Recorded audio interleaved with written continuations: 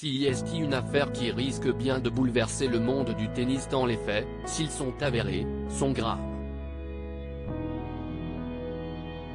Jeune joueuse de seulement 25 ans, Fiona Ferro a porté plainte en février dernier contre son ancien entraîneur, Pierre Bouteyr, pour des faits de viol et agression sexuelle qui seraient survenus entre 2012 et 2015. C'est Nice Matin qui a fait ces révélations hier. À l'époque des faits présumés, la joueuse de tennis n'était âgée que de 15 à 18 ans et elle s'entraînait du côté de Saint-Raphaël, la ville où l'accusé a été mis en examen le 18 août dernier.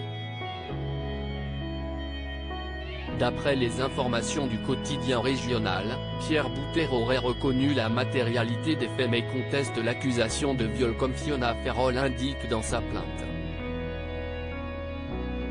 A l'inverse, l'avocate de ce dernier, Virginie Pain, assure qu'il s'agissait de relations consenties entre son client et la 259e joueuse mondiale.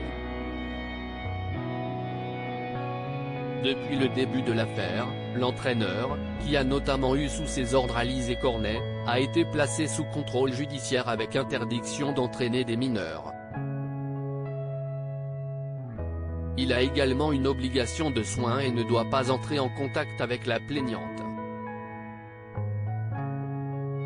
L'avocate de Fiona Ferro demande l'aide de la FFT, une affaire qui a forcément bouleversé la jeune femme, récemment éliminée des qualifications du tournoi de l'US Open et qui ne semble pas vraiment avoir la tête au tennis en ce moment. À ce sujet, son avocate, Isabelle Colombani s'est exprimée sur France Bleu Azur afin de demander à la Fédération française de tennis, FFT, d'aider sa cliente afin que son classement actuel soit gelé, comme cela peut être le cas pour les joueuses enceintes. Ce serait un soutien moral capital, explique l'avocate.